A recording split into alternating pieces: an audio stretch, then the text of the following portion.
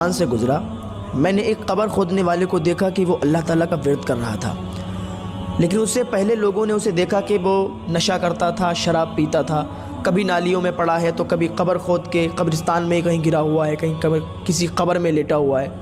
لیکن اس دن جب میں گزرا تو میں نے اسے دیکھا کہ وہ اللہ تعالیٰ کا ورد کر رہا تھا، اللہ اللہ کر رہا تھا۔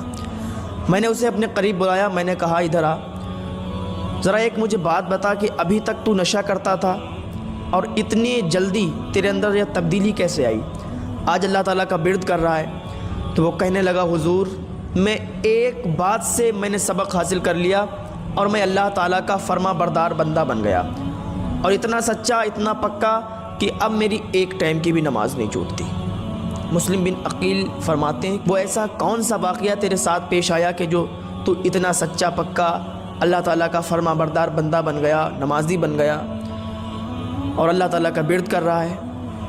وہ کہنے لگا حضور ایک مرتبہ میں قبر کھود رہا تھا اور میں نے 3 قبریں کھودیں۔ 3 قبروں کو کھودنے کے بعد میں آرام کرنے لگا، اتنی دیر میں میں نے دیکھا کہ فرشتوں کی ٹولی اتری۔ فرشتے زمین پر آئے اور قبروں کے پاس کھڑے ہو گئے۔ ان میں جو ایک ہیڈ فرشتہ تھا، جو بڑا فرشتہ تھا عہدے میں، تو اس کے ہاتھ میں رجسٹر تھا اور وہ اور فرشتوں کو بتا رہا تھا کہ یہ جو قبر ہے پہلی والی، یہ ایک اللہ تعالیٰ کے نیک بندے کی قبر ہے، اور اس قبر کو نیچے سے 12 کوس لمبی کر دینا، ایسی کر دینا کہ اس میں جو مردہ دفن ہو اس کو کوئی تکلیف نہ ہو، یہ اللہ تعالیٰ کا نیک بندہ اس میں آئے گا۔ پھر کہا دوسری قبر کے پاس جب وہ گئے تو ان میں سے وہی فرشتوں کا سردار ہیڈ فرشتہ بولا کہ یہ جو قبر ہے اس میں اللہ تعالیٰ کا نیک بندہ آئے گا، اس کو 40 کوس تک پھیلا دینا، نیچے سے 40 کوس تک اس کو لمبا کر دینا۔ اتنا کہنے کے بعد وہ آگے بڑھ گئے۔ دوسری قبر میں جب گئے، دوسری قبر کے پاس جب گئے تو وہ فرشتہ بولا کہ یہ جو قبر ہے یہ اللہ تعالیٰ کے نافرمان بندے کی قبر ہے اور یہ گناہگار بندے کی قبر ہے، اور اس میں عذاب ہونا ہے، اور اس قبر کو اتنا ملا دو، اتنا ملا دو کہ اس مردے کی ایک پسلی ادھر آ جائے اور ادھر کی پسلی ادھر آ جائے، اس پہ عذاب ہونا ہے اللہ تعالیٰ کا۔ جب میں نے یہ سنا حیران کہ یہ معاملہ کیا ہے، پھر میں تھوڑی دیر بیٹھا رہا۔ میں نے دیکھا کہ ایک جنازہ آ رہا ہے، اس کے ساتھ صرف 7 لوگ ہیں، 7 لوگ ایک جنازے کو لا رہے ہیں۔ جب 7 لوگ ایک جنازے کو لا کر انہوں نے پہلی قبر میں دفن کر دیا، اور دفن کرنے کے بعد جانے لگے تو میں نے ایک کا ہاتھ پکڑ لیا۔ میں نے کہا بھائی ذرا یہ تو بتاؤ کیا یہ آپ کا رشتہ دار ہے؟ اس نے کہا نہیں یہ میرا رشتہ دار نہیں ہے۔ کہا پھر کوئی جان پہچان کا ہے؟ کہا یہ ہمارے محلے کا بہت غریب انسان تھا، بہت ہی غریب تھا، لوگ اس کو اپنے گھر نہیں بلاتے تھے، اس کو کوئی دعوت میں بھی نہیں لے جاتا تھا، اگر کوئی دعوت ہوتی تھی اس کو کوئی نہیں پوچھتا تھا، اور لیکن جب سب امیر سو جاتے تھے، جب سب امیروں کے محل بند ہو جاتے تھے تو یہ غریب انسان اس کے ٹوٹے ہوئے چھپر سے اللہ اکبر کی اذان کی صدا بلند ہوتی تھی۔ یہ نیک بندہ تھا اللہ تعالیٰ کا۔ کا مبارک ہو تم نے نیک بندے کو قبر میں دفن کیا ہے، یہ جنتی ہے، اس کو جنت کی بشارت مل گئی ہے۔ میں نے خود ابھی فرشتوں کے منہ سنا ہے۔ وہ لوگ خوش ہو کے چلے گئے۔ پھر کہا میں بیٹھا رہا، پھر میں انتظار کرنے لگا کہ اب دوسرا جنازہ کون سا آنے والا ہے۔ جب دوسرا جنازہ آیا تو اس جنازے میں فقط 4 لوگ ایک جنازے کے ساتھ آئے۔ آنے کے بعد انہوں نے اس جنازے کو دفن کیا، دفن کرنے کے بعد وہ جانے لگے۔ میں نے ان میں سے ایک کا ہاتھ پکڑ لیا، میں نے کہا بھائی یہ بتاؤ کیا یہ تمہارا رشتہ دار ہے؟ انہوں نے کہا نہیں میرا رشتہ دار نہیں۔ کہا پھر کوئی محلے والا ہے؟ کہا نہیں یہ محلے والا بھی نہیں۔ کہا پھر کون ہے؟ تو وہ کہنے لگا کہ یہ ایک مسافر تھا، اور یہ 1-2 دن سے روز ہمارے محلے سے گزرتا تھا، امیروں کے گھر ہیں ہمارے محلے میں، امیر لوگ رہتے ہیں، ادھر سے گزرتا تھا تو کوئی اس پر توجہ نہیں دیتا تھا، لیکن آج اس کا انتقال ہو گیا تو ہم نے کچھ لوگوں کو اکٹھا کیا، ہم نے تمام امیروں کو بلایا، ہم نے کہا آؤ اس کو دفنا دیتے ہیں، کچھ کفن کا انتظام کر دیتے ہیں، اس کی فاتح خوانی کا کچھ انتظام کر دیتے ہیں۔ تو سارے امیر بھاگ گئے، سارے امیر چلے گئے، بولے یہ غریب انسان ہے اس کو دفنائیں گے، ارے ہمیں انفیکشن ہو جائے گا، ہٹاؤ اسے ایک رسی میں باندھ کے کسی دریا میں پھینک دو جا کر۔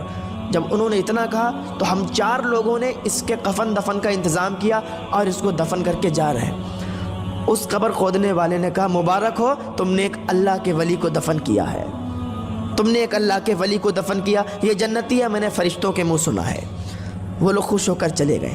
اب جب لاسٹ میں جو جنازہ آنے والا تھا وہ دیکھ رہا تھا وہ کون سا جنازہ ہے۔ دیکھا کہ بہت ہی دھوم دھام سے لاکھوں آدمی اس جنازے کے ساتھ، پھولوں سے مالا سے پوری چارپائی سجی ہے، لوگ نعرے بلند کرتے آ رہے ہیں۔ جب وہ جنازہ آ گیا تو لوگوں نے پوچھا کہ کوئی قبر خالی ہے؟ تو میں نے کہا ہاں ایک قبر خالی ہے۔ کہا کتنے روپے؟ میں نے کہا 1000۔ تو ان امیروں نے 1000 روپے لے کر اور میرے منہ پر مار دیے، بولے دور ہٹ جا، اب یہاں امیر کا جنازہ ہے، امیر کو دفن کرنے والے ہیں، تو ہٹ، یہاں سے انفیکشن پھیلا رہا ہے۔ بولے میں ہٹ گیا دور۔ جب انہوں نے دفن کر دیا جنازے کو، اس مردے کو دفنا دیا تو مٹی کم پڑ گئی، پھر مٹی باہر سے آئی، مول خرید کے منگائی گئی اور اس کی قبر کو اور اونچا کر دیا گیا۔ اور میں دیکھ رہا تھا اور میں سوچ رہا تھا کہ فرشتوں نے کہا تھا کہ جو تیسرا انسان اس میں آئے گا اس کی قبر میں عذاب ہوگا۔ میں یہ سوچ کر بڑا افسوس کر رہا تھا۔ پھر جب وہ جانے لگے ان میں سے میں نے ایک کا ہاتھ پکڑ لیا۔ میں نے کہا بھائی ایک بات بتاؤ، یہ تمہارا رشتہ دار ہے؟ اس نے کہا نہیں رشتہ۔ اب ایک بات سنیے، جب آدمی غریب ہوتا ہے، جب انسان غریب ہوتا ہے تو اس کے رشتہ دار بھی اسے بھول جاتے ہیں، اور جب انسان مالدار ہو جاتا ہے تو جو رشتہ دار نہیں بھی ہوتے ہیں وہ بھی کہنے لگتے ہیں کہ ہم تمہارے رشتہ دار ہیں۔ جب انسان غریب ہوتا ہے تو اسے پیسے دینے والا کوئی نہیں ہوتا ہے، اس کو اگر وہ کسی سے ادھار بھی مانگ لے تو اس کو کوئی نہیں دیتا، لیکن انسان اگر مالدار ہے تو مالدار ہی مالدار کو دیتا ہے۔ آج کل غریب کا کوئی نہیں ہے۔ تو وہ کہنے لگا کہ آپ اس کو جانتے ہو؟ اس نے کہا نہیں ہم تو نہیں جانتے۔ کہا بھائی ایک بات بتائیں تو ناراض تو نہیں ہو گئے؟ تو اس نے کہا بتاؤ ہم کیوں ناراض ہوں گے، نہ تو ہمارا کوئی رشتہ دار ہے نہ تو ہمارا کوئی خاندانی ہے، ایک امیر شخص کی بیوی کا جنازہ ہے، ہم تو شریک ہو گئے، ہم تو مٹی دینے کے لیے چلے آئے۔ کہا سنو، میں نے فرشتوں کے منہ سنا ہے کہ اس قبر میں جو دفن ہونے والا ہے اس پر عذاب ہونے والا ہے اللہ تعالیٰ کا۔ یہاں تو تم نے اس کو مٹی سے اوپر تک بہت بڑی قبر بنا دی، پھولوں کے مالا چڑھا دیے، پانی چھڑک دیا، لیکن قبر میں اس پر عذاب ہو رہا ہے۔ اس قبر کھودنے والے نے کہا یہ بتاؤ اس کے معاملات کیا تھے، کون سی ایسی وجہ تھی کہ جس کی وجہ سے آج یہ قبر میں عذاب کی مستحق ہے، آج اس کی قبر میں عذاب ہو رہا ہے؟ تو وہ کہنے لگا بھائی بات یہ ہے کہ یہ سب سے امیر، شہر کے سب سے امیر کی بیوی تھی، محلے کی غریب بچیاں اس کے دروازے پر اگر آتی تھیں اور کہتی تھیں کہ چلو آج ہم نے حضور کی محفل سجائی ہے، آج ہم نے ظہر کے بعد یا عصر کے بعد ہم نے حضور کی محفل سجائی ہے، چلیے ہمارے گھر، آپ امیر گھر کی بہو ہیں، آپ ہمارے گھر آئیں گی، ہماری عزت میں اور 4 چاند لگ جائیں گے۔ تو یہ کہا کرتی تھی، تھپڑ مار کے کہا کرتی تھی کہ نکل جاؤ، ہم تمہارے گھر پہ آئیں گے، ہم اتنے امیر ہیں، تمہارے گھر پہ جا کر ہم انفیکشن ہمیں ہو جائے گا، ہمیں یہ ہو جائے گا وہ ہو جائے گا۔ تو وہ غریب بچیاں مایوس ہو کر واپس لوٹ جایا کرتی تھی۔ جب یہ بازار جاتی تھی تو اچھے لباس میں بال کھول کر بازار میں جاتی تھی۔ جب کوئی نیا لباس آتا تھا، نیا کپڑا آتا تھا، سب سے پہلے خرید کر بازار میں لوگوں کو دکھایا کرتی تھی۔ کوئی نئی چپل آتی تھی، سب سے پہلے خرید کے غریبوں کے سامنے دکھاتی تھی کہ ہم نے یہ پہنا، ہم نے یہ کیا، ہم اتنے امیر ہیں۔ اپنی امیری کو لوگوں کے سامنے ظاہر کرتی تھی، لیکن اس کو یہ نہیں معلوم کہ غریبوں پر اس کا کیا اثر پڑتا تھا، اور اس کی یہی حرکت تھی۔ اور ایک بات سن لیں، ایک عورت 4 مردوں کو جہنم میں لے کر جائے گی۔ ایک بات کان کھول کر سن لیں، ایک عورت 4 مردوں کو جہنم میں لے کر جائے گی۔ اب آپ کا سوال ہوگا کہ وہ کیسے؟ تو سنو، ایک عورت سب سے پہلے جب عورت گناہگار ہوگی تو وہ 4 مردوں کو گنائے گی اور 4 مردوں کو وہاں سزا دلوائے گی۔ تو وہ کہے گی، سب سے پہلے اپنے باپ کو بلائے گی، سب سے پہلے اس کے باپ کو بلایا جائے گا، پوچھا جائے گا کہ تم نے اس کو کیوں نہیں منع کیا؟ جب یہ بالوں کو کھول کر آوارہ کی طرح پھرتی تھی، گھومتی تھی، گلی محلوں میں سب کے گھروں پہ جایا کرتی تھی، راستوں میں موبائل پر بات کرتے ہوئے ادھر سے ادھر جب گناہ کا کام کرتی تھی تو تم نے کیوں نہیں روکا؟ چھوٹے چھوٹے کپڑے پہنتی تھی تو تم نے کیوں نہیں روکا؟ تو اس وجہ سے اس کا باپ پکڑا جائے گا، پھر اس کے بھائی کو بلایا جائے گا اور کہا جائے گا کہ تم نے اس کو کیوں نہیں روکا؟ تمہاری بہن بال کھول کر، سر پر دوپٹہ نہیں، بدن پر پورے کپڑے نہیں، اور آوارہ کی طرح روڈوں پر گلی محلوں میں گھومتی تھی، تم نے کیوں نہیں منع کیا؟ اس وجہ سے بھائی بھی پکڑا جائے گا۔ پھر اس کے شوہر کو بلایا جائے گا کہ تمہاری تو بیوی تھی, تمہاری تو شریک حیات تھی, تم نے اسے کیوں نہیں منع کیا؟ جب یہ آواراؤں کی طرح گھومتی تھی, بال کھلے, سر پہ دوپٹہ نہیں, لوگوں سے مل رہی, بازار میں ٹہل رہی, فون پر کسی سے باتیں کر رہی, لیکن تم نے منع نہیں کیا. اس کی وجہ سے اس کا شوہر بھی پکڑا جائے گا, پھر بلایا جائے گا اس کے بیٹے کو, سب سے پہلے باپ کو, پھر باپ کے لڑکے کو یعنی اس کے بھائی کو, پھر اس کے شوہر کو, پھر اس کے بیٹے کو. بیٹے سے کہا جائے گا کہ تم نے کیوں نہیں منع کیا؟ تمہاری تو ماں تھی, تمہارا تو حق تھا منع کرنے کا, کہ ماں کہاں جا رہی ہو, بال کھول کر بازار جا رہی ہو. آج کل اتنی بے حیائی ہو گئی ہے کہ امیر گھروں کی بچیاں, امیر گھروں کی عورتیں آواراؤں کی طرح گھومتی ہیں, بدن پر پورے کپڑے نہیں, سر پر دوپٹہ نہیں, اور آوارہ کی طرح باہر گھوم رہی ہیں. حساب لیا جائے گا, حساب.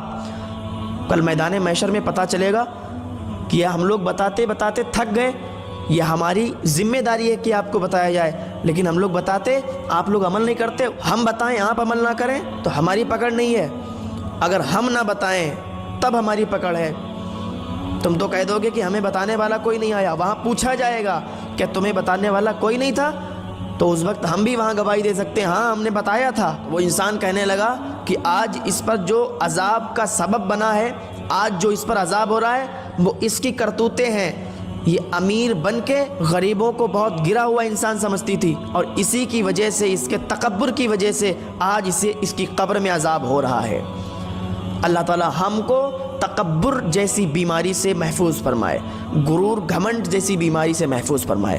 اللہ تعالی ہم سب کو نیک